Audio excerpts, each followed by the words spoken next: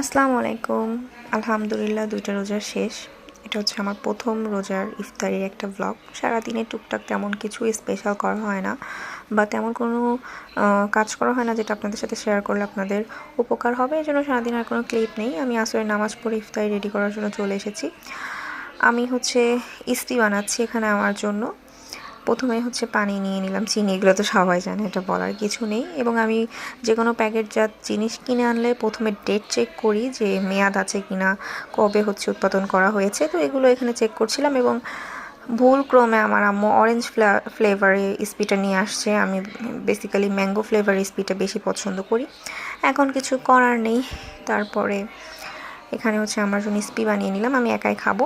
বাসাতে আপাতত যেহেতু আমি আমার আম্মুই আছি, আম্মু হচ্ছে গিয়ে আম্মুর যেটা ড্রিঙ্কস সেটা আম্মু রেডি করে ফেলেছে। এখানে আমি সব ফ্রুটসগুলো সুন্দর করে কেটে দেন হচ্ছে গিয়ে প্লেটে পরিবেশন করে ফেলেছি।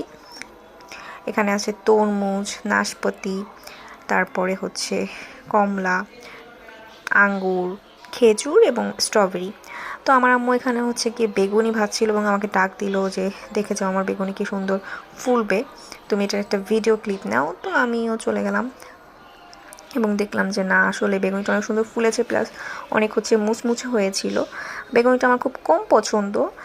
আর আমি হচ্ছে ভাজা পোড়া শুধু শুধু খেতে পারি না, আমার ভাজা পোড়ার সাথে যে কোনো একটা সালাদ, সস, যে কোনো কিছু একটা লাগে। তো আম্মু হচ্ছে রমজানে আমার জন্য স্পেশালি ধনেপাতা সালাদটা মেক করে।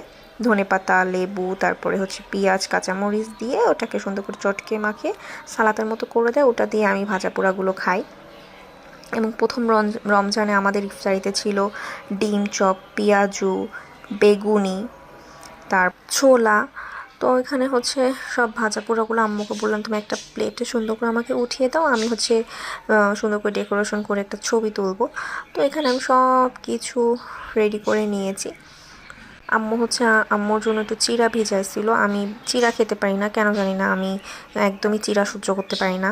আম্মু প্রথমে হচ্ছে চিড়া কলা খাবে, তারপরে হচ্ছে নামাজ পড়বো, নামাজ পড়ে আমরা তারপরে ভাজা পোড়াগুলো খাই।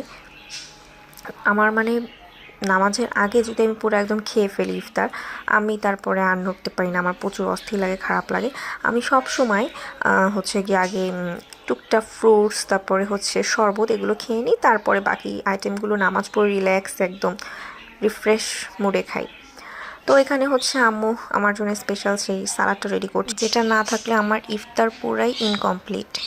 দ্বিতীয় রমজানের ভিডিও নিয়ে আপনাদের সামনে হাজির হয়ে গেলাম। আসসালামু আলাইকুম এভরিওয়ান। এখানে আজকে আমি আসরের নামাজ পড়ে একটু